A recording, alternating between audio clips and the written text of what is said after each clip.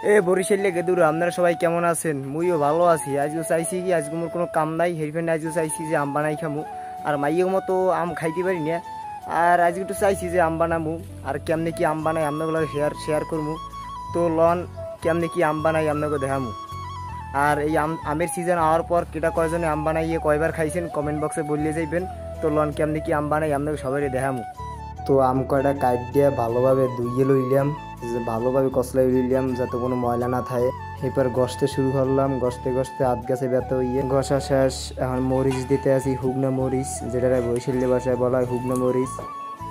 এরপর দিলাম পেঁয়াজ, এরপর দিলাম কথানি লবণ।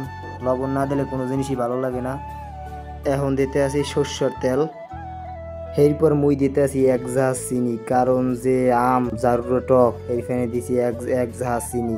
এখন কসলাইতে আসি, এমন কসলাইতে বাংলাদেশ দিয়ে যাবো ভারত। তো অবশেষে আম বানাইয়ে শেষ। এখন মুই খাইতে আসি। আর যেটা মেইন কথা হেইডে হয়েছে যে মোর এই ভিডিওটা যে মাইয়া দেখছে সেই মাইয়ার জিভটাই পানি গেছে, কারণ মাইয়ারা আম দেখলে আর বইতে পারে না।